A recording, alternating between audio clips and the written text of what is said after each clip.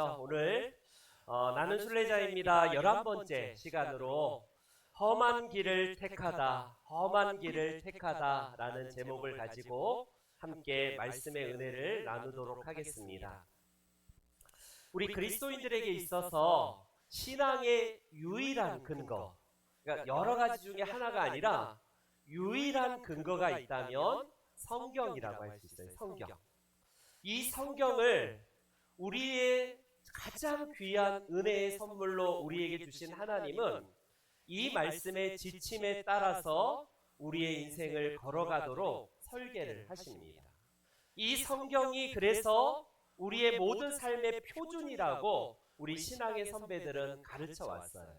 근데 문제는 뭐냐면 이 성경을 어떻게 해석하느냐에 따라서 이 성경이 귀에 걸면 귀걸이가 되고 코에 걸면 코걸이가 된다는 좀 그런 게 있습니다. 하나님의 변함없으신 말씀은 불변하고 영원한데 이 시대를 살아가는 사람들의 생각이 투영이 될 때에 그것이 오염이 될 수도 있고요. 성경을 성경대로 믿지 아니하고 내가 믿고 싶은 대로 믿는 것이 이게 성경을 잘못 해석하는 우리들의 모습이라고 할 수 있습니다.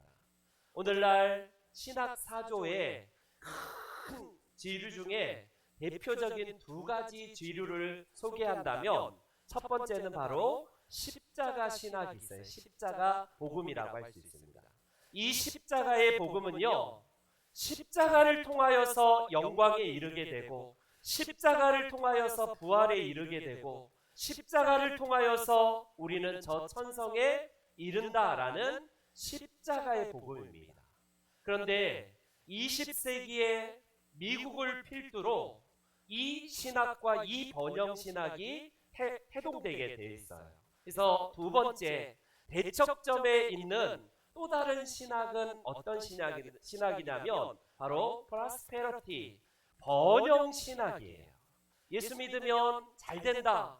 우리 한국도 한때 열광했던 복음입니다. 예수 믿으면 부자 된다. 이거에 우리도 다 열광했고 아멘했고 머리 들밀어서 나도 그런 복 받길 원해서 우리 모든 성도님들이 저 복음에 열광했어요. 그러던 차에 한국은 저 번영 신학을 추구한 이후에 어떻습니까? 우리의 삶의 모습들의 기준들은 다 무너져 있고 신앙의 열정도 다 퇴색되어 버리는 경우가 얼마나 많은지요.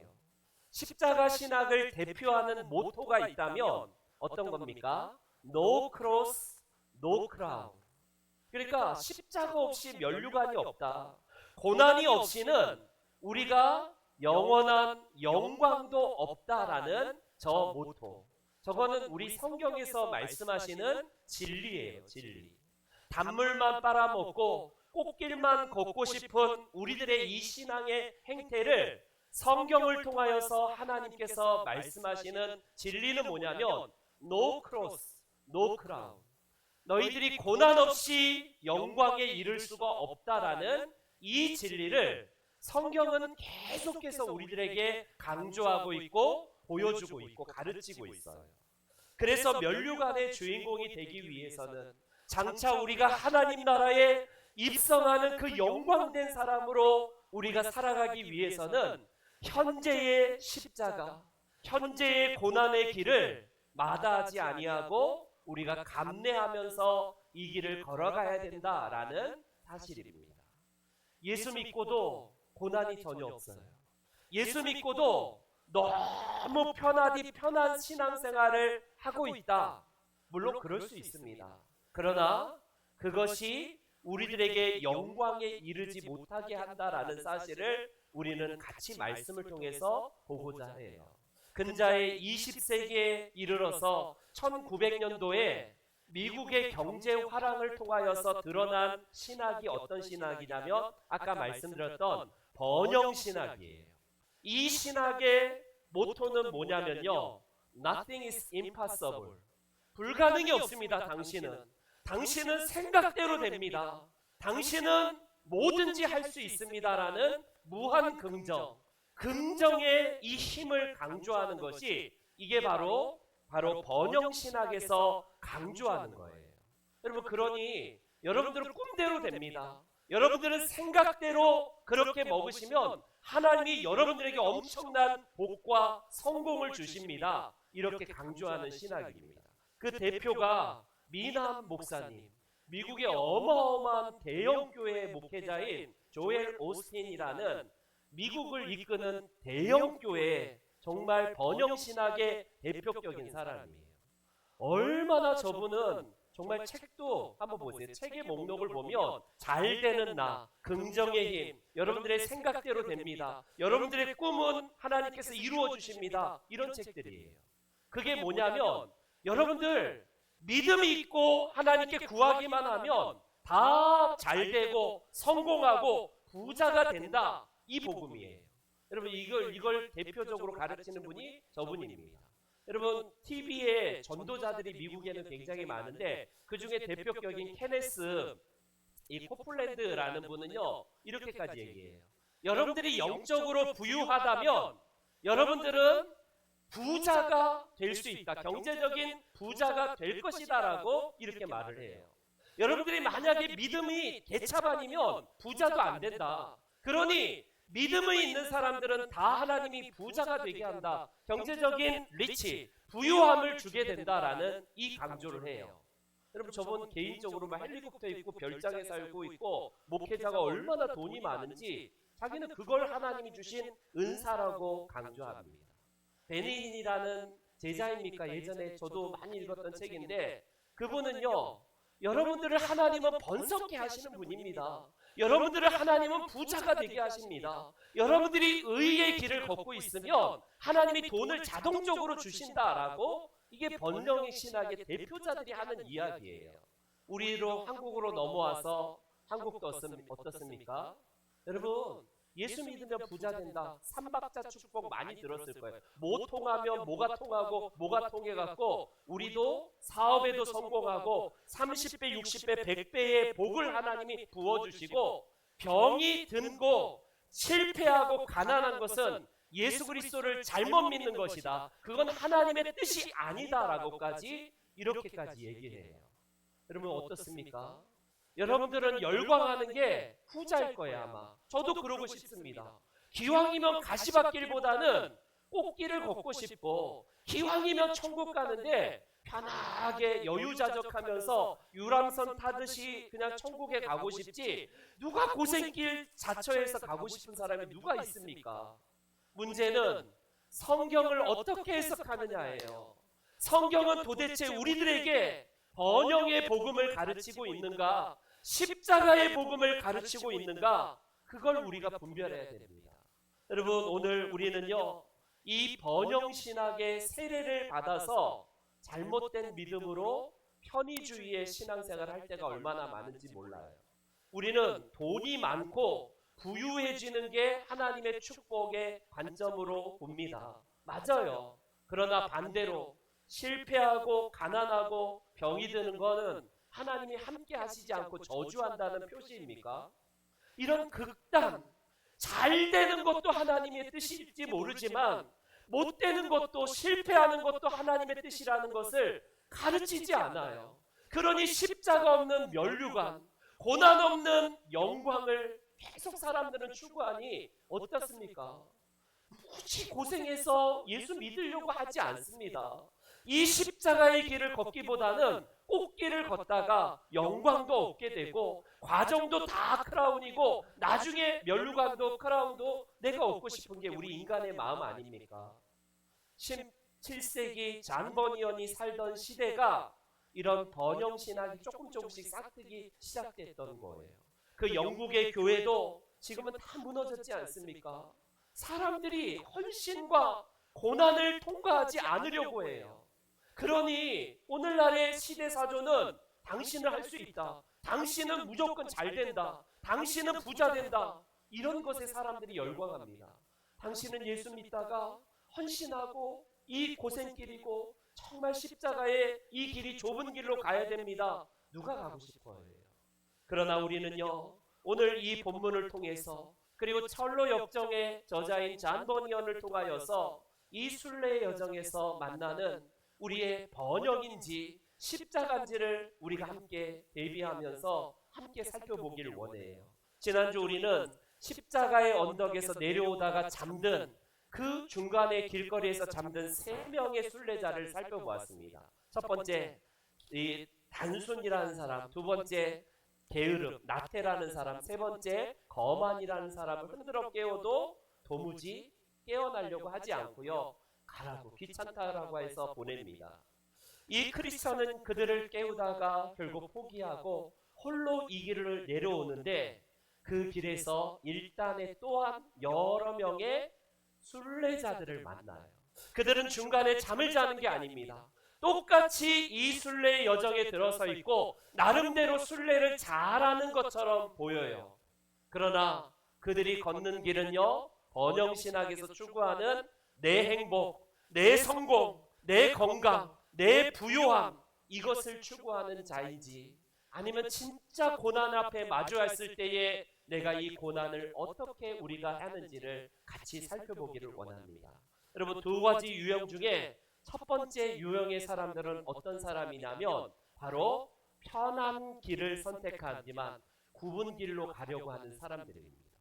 주님이 말씀하신 좁은 길이 아니라 내가 편한 꽃길을 선택한 사람들을 잔 버니어는 철로 역정에서 우리들에게 소개하고 있어요.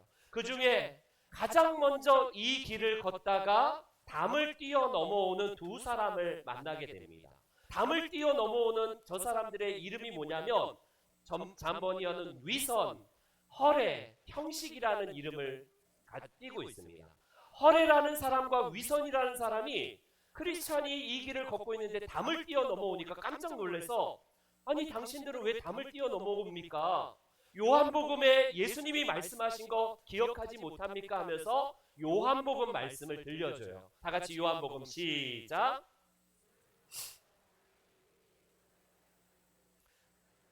넘어가는 자는 절도며 강도다라고 말씀하신 거 왜 기억하지 못하고 담을 뛰어 넘어옵니까? 비웃으면서 무슨 소리 하는 거요? 당신이나 우리나 지금 순례 여정에서 똑같이 있지 않느냐? 당신은 좁은 길을 처음부터 걸어왔고 지금 여기에 있는 것과 똑같이 우리는 중간에 담을 뛰어 넘어오더라도 당신과 똑같이 순례 여정을 가는데 뭐가 문제가 되느냐? 이렇게 형식이 말합니다. 그럴 때 위선은 우리 고향 헛된 영광이라는 마을에서 1000년 동안 우리는 이렇게 전통적으로 우리 마을 사람들은 이런 식으로 했다. 순례의 여정을 담을 뛰어넘어서 이 길을 가는 것이 우리의 마을의 전통이다라고까지 얘기를 해요. 바보같이 굳이 힘들게 왜 처음부터 좁은 길을 걷고 좁은 문을 통과해서 와야 되느냐라고 오히려 이 길을 걷는 크리스천을 타박합니다. 여러분, 목적을 달성하기 위해서는 어떤 수단도 방법도 쉽게 성공을 얻으려고 하는 현대 교인들, 오늘 17세기의 영국 교인들뿐만 아니라 우리에게도 해당되는 말이 아니겠습니까? 그들의 이런 선택은 그런대로 똑같은 결과를 줄 것처럼 보여요. 과정은 다릅니다. 크리스찬은 좁은 문을 통과해서 처음부터 이 길을 걸어왔지만 형식과 위선은 담을 뛰어 넘어와서 똑같이 이 순례 여정을 가는 것처럼 보여요. 그러나 어디서 이 둘의 결과가 달라질까요? 고난을 만나면, 인생의 폭풍우가 치고 파도가 치고 우리 인생의 진정으로 우리에게 이 위기가 찾아올 때에 이들의 본 모습이 드러나는 것을 이 철로 역정에서는 그리고 있습니다. 고난의 언덕이라는 예전 번역은 인고산이라고 이렇게 번역했는데 고난의 언덕을 이제 그들이 3명이 가다가 마주하게 됩니다. 이 길에 이제 좁은 길로 가는 길은 험한 길이에요. 산길로 올라가고 너무 힘든 길입니다. 그래서 이 고난의 언덕을 마주하는 그때로부터 이 두 부류의 운명이 달라지게 되는 것을 철로역정은 그리고 있어요. 여러분, 두 번째 그림을 한번 넘겨주시면 그 첫 번째 길이 뭐냐면 왼쪽으로 난 길을 위험이라고 잔 버니어는 이야기하고 있고 오른쪽으로 난 길을 뭐라고 하냐면 파멸이라고. 한 번 더 눌러주시면 화살표가 움직일 거예요. 그들은요, 크리스찬은 이 길을, 정도를 힘든 길이지만 험한 길이지만 가야 된다고 할 때에 무슨 소리 하는 거요? 이렇게 편한 길이 있는데 뭐하러 저렇게 힘들게 저 산을 올라갈 필요가 있느냐?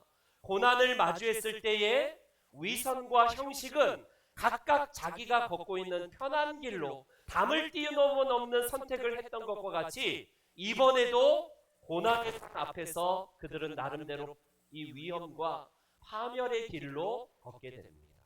잠버니어는 그들의 운명을 이렇게 그리고 있어요. 한 명인 형식은, 이 형식은요, 계속 그 길에서 삥삥삥 돌다가 순례를 포기해버리고요. 바로 이 위선은요, 결국에는 돌뿌리에 걸려 넘어져서 늪에 빠져버려서 순례를 포기하는 장면을 그리고 있습니다. 여러분, 그거예요. 눈에 보이는 편한 길이 우리에게 있어서 진정한 순례의 길이 아니다라는 것을 성경뿐만 아니라 잔 버니어는 철로 역정을 통해서 오늘날 우리들에게 교훈하고 있는 거예요. 여러분 어떻습니까? 대표적으로 우리들은요, 편한 길, 꽃길, 그렇게 신앙생활하는 것이 당연하게 생각해요. 물론 고난을 자처해서 고난을 그냥 만들어가면서 하라는 말은 아닙니다. 그러나 이 고든 길이 아닌 굽은 길로 가려는 우리들의 본성을 이 잔 버니어는 이야기를 하고 있는 거예요. 놀랍게도 잔 버니어는 이 길을 홀로 외롭지만 선택하여서 올라가요. 그가 하나님께서 주신 이 소명을 가지고 남들이 걷는 편한 길이 아니라 너무나 힘들고 어렵지만 고난 앞에서 그는 직면하고요, 외면하지 아니하고 그 고난을 통과하는, 노 크로스 노 크라운이 아니라 그는 오히려 고난을 선택하여서 이 언덕을 오르게 됩니다. 여러분, 그런데 그 길에서 또 한 부류의 순례자들을 만나게 되는데, 고난의 언덕에 올라가다가 두 사람이 소리를 지르면서 순례의 반대 방향으로 내려오는 것을 발견하게 됩니다. 아니, 왜 이렇게 소리 지르면서 당신들은 왜 이렇게 내려오시냐라고 했을 때에 말도 마셔. 내가 순례의 길을 가면 갈수록 꽃길인 줄 알았는데 이건 맨날 위험한 일들만 발생되고 험한 길들만 있어서 나 도통 못 해먹겠어. 나는 원래 처음 갔던 길로 다시 돌아가겠소라고 이야기를 합니다. 두 번째, 불신이라는 저 사람은 큰일 납니다. 이 길로 가면 안 돼요. 저쪽 좀만 가다 보면 큰 사자가 덮치려고 기다리고 있습니다. 그러니 당신도 어서 돌아가십시오라고요. 이 겁쟁이와 불신이 오히려 순례길을 포기하고 처음 방향으로 돌아가는 장면을 그리고 있습니다. 여러분, 앞에 형식과 그리고 앞에 위선이라는 사람은 편한 길로 갔듯이 이 두 사람, 겁쟁이와 불신이라는 사람도 나름대로 편하게 걷는 길이 있을까? 고난이 마주치면요, 그것을 능히 극복하려는 생각을 포기해버리고 이내 영적인 순례를 포기하는 오늘날의 우리들의 모습을 비유하고 있는 거예요. 이 대목에서 이 잔 버니어는 잠언서 말씀을 근거로 이렇게 말씀합니다. 게으른 자는 길에 사자가 있다, 거리에 사자가 있다 하느니라. 설명의 귀재예요. 길에 사자가 있으니 가지 마라 라고 하는 이 비유를 잔 버니어는 잠언서를 통해서 이야기를 하고 있는 겁니다. 여러분, 편안함을 추구한다는 게 나쁜 건 아니에요. 우리의 육을 편안하게 쉬고 우리의 육을 간직하는 것도 하나님의 뜻입니다. 육을 학대하고 육을 마음대로 하는 것은요, 성경적이지 않아요. 그러나 우리의 육신에 대한 편안함을 추구한 나머지 영적인 순례의 추구를 포기하고 있지는 않는지요. 그렇다면 그 육에 대한 편안함이 오히려 우리를 이 순례를 못하게 하고 늘 죄악된 것으로 탐하게 하고 육의 즐길 거리를 늘 좋아하는 것으로만 살아가게 된다는 겁니다. 여러분, 오늘날 이 시대에는 우리의 육을 너무나 편안하게 하는 것들이 즐비한 천국과 같은 곳일 거예요. 굳이 고생하면서 신앙생활 하지 않아도 너무 편안하고 너무 안전한 길들이 많이 있는데 굳이 왜 그렇게 가야 되는가? 그러나 여러분, 우리에게 성경은 말씀합니다. 날마다 자기 십자가를 지고 나를 따를 것이다.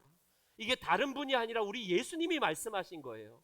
너희들은 한 1년에 한 번 정도만 견뎌줘. 십자가 지고 가. 그런데 예수님은 그렇게 말씀하시지 않고 날마다 우리의 인생에서 자기 십자가를 지고 이 고난에, 이 십자가의 복음을 통하여서 이 길을 걸어가라라고 우리들에게 권면하고 있는 거예요. 그러니 여러분, 우리에게 있어서 이런 형식과 위선, 겁쟁이와 이 불신의 모습들이 없는지를 돌이켜 보시기 바랍니다.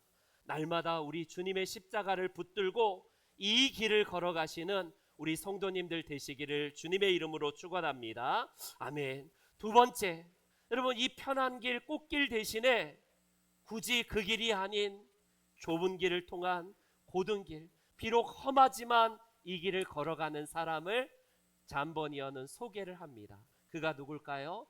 바로 우리의 주인공 크리스찬이에요. 크리스찬. 편한 길을 걷는 사람들은 얼마나 비웃을까요? 저런 바보 같은 놈이 있나? 뭘 저렇게 굳이 예수 믿는다고 저렇게 왜 이렇게 저렇게 믿는지 몰라. 오히려 예수님 그렇게 믿는 우리를 그렇게 공박하는 게 이 세상이에요. 그러나 크리스찬은 천사가 들려준 두루마리를 통해서 가면서 쉬면서 말씀으로 위로받고 가는데, 놀랍게 여러분, 우리가 늘 소가 콧줄에 뚫려갖고 우리가 무슨 도살장에 가듯이 예수 믿는 사람들이 있다면 오해입니다. 성경은 고생만 100% 하다가 너 나중에 천국에 보자, 이 땅에는 고생의 시대니까 고생만 하고 와, 그러지 않아요. 잠버니어는 하나님께서 이 고난도 주시지만 고난 속에 위로와 기쁨과 감격과 감사가 있다라고 말을 해요. 여러분, 크리스찬은 이 언덕을 오르다가 샘이 솟아나는 물에서 그렇지 않아도 갈증이 일어나는데 그 물을 떠먹습니다. 그 물을 마시는데 얼마나 정말 맛있고 이 갈증이 확 풀리는지요. 이 대목에서 잠버니어는 이사야서 말씀을 인용하고 있어요. 이사야서 말씀 다 같이 읽습니다. 시작. 누르지 아니할 것, 더위와 볕이 그들을 상하지 아니하리니 이는 그들을 긍휼히 여기시는 이가 그들을 이끌되 샘물 근원으로 인도할 것임이라. 아멘. 아멘. 여러분, 우리의 신앙생활이 쉽습니까? 쉽지 않을 수 있어요. 때로는 사람의 오해도 있고 때로는 의도치 않은 고난도 우리에게 다가옵니다. 그러나 동시에 놀랍게도 고난만 있는 게 아니라 이 길이 영광의 길이고 기쁨을 하나님께서 주시는 것, 은혜를 만끽하게 하시는 것도 경험하지 않습니까? 그러니 우리가 숨을 쉴 수 있고 그러니 이 길을 걸어갈 수 있는 거예요. 오늘 본문의 사도 베드로를 보십시오. 사도 베드로가 이 짧은 본문에서 고난, 시험, 치욕이라는 단어를 무려 5번씩이나 기록하고 있습니다. 고난도 많고 치욕도 받고 예수 믿을 때 시험도 당한대요. 그런데 그걸 능가하는 하나님의 은혜가 이렇게 기록됩니다. 영광, 즐거움, 기쁨, 복이라는 단어가 무려 7회나 기록되고 있어요. 여러분, 고난은 5번 기록되어 있는데 이런 단어들은요, 우리들에게 7번 기록한 이유가 뭘까요? 순례의 여정에서 하나님이 고난을 받는 하나님의 백성들을 위로하시고 그들에게 은혜를 베풀어 주시고 영적인 기쁨을 통하여서 이 길을 걷게 하신다라는 말씀입니다. 그것이 바로 대표적으로 13절 한번 볼까요? 13절 앞에 우리 같이 읽어보겠습니다. 시작. 아멘. 아멘. 여러분, 내가 신앙생활 하다가 당하는 이 어려움, 고난은 나만의 고난이 아니라 그리스도의 고난에 참여하는 것이래요. 여러분, 다시 생각하셔야 됩니다. 내가 예수 믿다가 괜히 왜 이걸 해갖고 힘들게 나는 왜 이렇게 할까가 아니라 그리스도의 고난에 내가 지금 동참한다는 이 패러다임이 시프트가 돼야 돼요. 발상의 전환이 돼야 됩니다. 그럴 때에 놀랍게도 베드로 사도는 이 생각을 가질 때 환난 속에서 영광이 있다는 것을 그리고 있어요. 그리고 하나님께서 그 가운데에서 우리와 함께 하심을 말씀하고 있습니다. 우리 13절 14절 다시 한번 볼까요? 시작. 너희로 즐거워하고 기뻐하게 하려 함이라. 너희가 그리스도의 이름으로 치욕을 당하면 복 있는 자로다. 영광의 영 곧 하나님의 영이 너희 위에 계심이라. 할렐루야. 아멘. 좁은 길을 걸으며 밤낮 기뻐하는 것 주의 영이 함께함이라. 찬송가 작시자는요 이 사실을 알고 이렇게 고백합니다. 그리고 드디어 베드로 사도는 16절에서 고난의 절정을 이렇게 이야기를 해요. 16절 다 같이 시작. 부끄러워하지 말고 도리어 그 이름으로 하나님께 영광을 돌리라. No cross, no crown이에요. 우리가 이 고난을 받게 되면 하나님의 영광을 맛보게 되고 그 거룩함에 우리가 압도될 수 있다라는 사실입니다. 다시 철로역정으로 돌아올게요. 그는 물을 마시고 또 힘차게 이 언덕을 계속해서 올라가는데 놀랍게도 그가 만난 것은 뭡니까? 사도 베드로가 노래했던 이 노래처럼 그는 올라가다가 휴식을 취할 수 있는 정자를 만나서 그곳에 앉아서 잠시 고된 몸을 쉬게 합니다. 이게 바로 우리의 쉼의, 우리의 순례의 묘미예요. 하나님이 우리를 늘 채찍만 내리고 가시밭길만 걸게 하는 게 아니라 우리와 함께 하시고 주님의 품 안에서 안식하게 하시고 우리를 위로하시기 때문에 그리스도인들이 있는 거예요. 여러분, 우리의 찬송가 작시자는 저 높은 곳을 향하여 날마다 나아갑니다. 내 주여 내 발 붙드사 그곳에 있게 하소서. 이 찬송이에요. 날마다 이 우리의 신앙의 여정 속에 하나님이 함께 하십니다. 여러분, 주기철 목사님, 우리 손양원 목사님, 그분들의 주옥과 같은 고백이 뭡니까? 바로 십자가 복음이었어요. 십자가 복음. 그들은 남들이 걷는 편안한 길 대신 그냥 타협하고 그냥 그 우상 숭배가 아니라고 하는 신사에 절만하고 그러면 그렇게 고난받을 이유가 없어요. 그들의 시를 고백합니다. 눈물 없이 못 가는 길, 피 없이는 못 가는 길, 영문 밖에 좁은 길이 골고다의 길이라네. 영생의 복 얻으려면 이 길만을 걸어야 해. 배고파도 올라가고 죽더라도 올라가세. 여러분, 이게 우리의 찬송에 들어가 있다는 거 아십니까? 예전에 복음성가였는데 지금은 찬송가 158장에 들어가 있는 거예요. 서쪽 하늘 붉은 노을 영문 밖에, 그 찬송입니다. 여러분, 고난의 길을 마주할 때에 어떤 이는 편한 길, 그 고난을 마주하는 것도 싫어서 아예 이 순례를 포기하는 사람도 있지만 크리스찬처럼요, 그는 찬양하면서 기쁨으로 이 언덕으로 올라가면서 기도하면서 말씀을 읽으면서 찬송하면서 올라갑니다. 여러분, 이 휴식정에서 쉼을 얻었던 크리스찬은 놀랍게도 안타깝게도 그가 어떤 일을 합니까? 이 두루마리, 천사가 천성에 가기까지 이 두루마리를 가지고 가라고 했을 때에 깜빡 잠이 들다가 두루마리를 떨어뜨리게 됩니다. 여러분, 깜빡 존다는 거는요 있을 수가 있죠. 우리 그리스도인들도요 고되면 세상의 영적인 잠으로 취할 수도 있고요, 세상으로 나아갈 수도 있어요. 이 실수 때문에 크리스찬은 깜짝 놀래갖고 다시 순례길 가다가 두루마리가 없어진 걸 발견하고 다시 돌아와서 그걸 찾느라고 시간을 허비해요. 두루마리를 정말 찾아서 감격하여서 그가 회개의 눈물을 흘리는 내용을 말씀하는데, 잠버니어는 이 대목에서 요한계시록 2장 말씀을 인용하고 있습니다. 다 같이 한번 읽어볼게요. 시작. 떨어졌는지를 생각하고 회개하여 처음 행위를 가지라. 만일 그리하지 아니하고 회개하지 아니하면 내가 내게 가서 내 촛대를 그 자리에서 옮기리라. 아멘. 여러분, 크리스찬은요, 비록 그가 영적인 잠에 잠깐 취하였지만 그 하나님의 말씀을 놓치고 그 길을 걸어갔지만 그가 다시 돌아와서 그 말씀을 다시 찾게 되고 회개의 눈물을 통하여서 다시 이 길을 걷게 됩니다.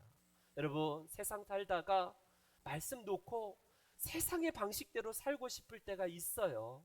솔직하게 우리도 그렇습니다. 이 크리스천처럼 영적인 잠에 취하여서 세상 사람들과 똑같이 살아가고 싶은 마음도 있을 거예요. 그러나 그러면 안 된다라고 성경은 어디서 너희가 떨어졌는지를 깊이 생각하고 회개하라 라고 말씀합니다. 우리의 마음이 왜 이렇게 무디어져 있을까요? 왜 영적인 순례가 이토록 힘들고 귀찮고 가기 싫을까요? 그게 당연해요. 우리의 본성이기 때문에 그렇습니다. 그러나 그때일수록 너희가 처음 행위를 가지고 그렇게 주님 앞에 나아갈 때에 은혜를 부어주셔서 너 탈락, 너희 놈 너 잠쓰니까 끝, 그게 아니라 크리스천처럼 회개하면 다시 은혜를 주시고 다시 이 길을 걷게 하신다라는 사실입니다. 여러분들은 어떻습니까? 혹시 영적인 잠에 취해 있고 하나님의 말씀을 붙들기는커녕 놓치고 살고 있지는 않는지요? 이 고난에 마주할 때에 다른 4명의 사람들처럼 편한 길이고 회피하고 돌아가고 나는 이거 싫어라고 하는 그런 사람들이 아닌지요? 우리가 이 고난을 통과해야지만이 철로역정의 마지막 결론, 시온의 영광, 영광의 새 예루살렘의 보좌 앞으로 나아갈 수 있다는 사실입니다. 다음의 격언을 꼭 기억하십시오. 다음의 격언, 우리는 모두 가시가 있는 방, 영어로 throneroom이거든요. throneroom을 지나지 않고서는 보좌가 있는 방, throne room, 거의 비슷한 단어를 쓰는데 가시를 통과하지 않고는 보좌가 있는 그 방으로 들어갈 수 없다. No cross, no crown, 그대로예요. 그대로입니다. 가시가 있어야지 우리에게 영광이 있다는 거예요.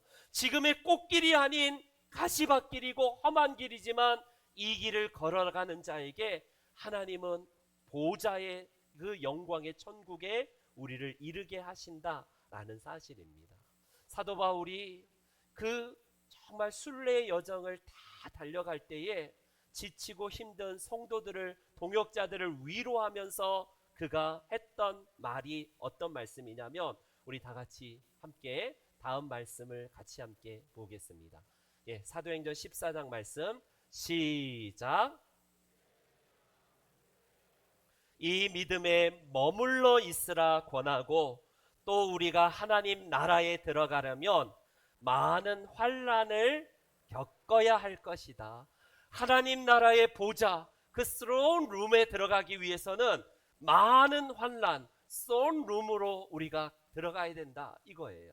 성경은 줄곧 일관되게 부자 된다, 일관되게 우리가 배부를 것이다, 잘 될 거다, 여러분들의 소원대로 된다, 여러분들의 꿈대로 되니 무조건 그 영광의 부자이신 하나님께 구하기만 하면 다 부자가 되게 하고 건강하게 하고 우리를 다 성공하게 한다. 여러분, 이런 거짓 복음에 속지 마십시오.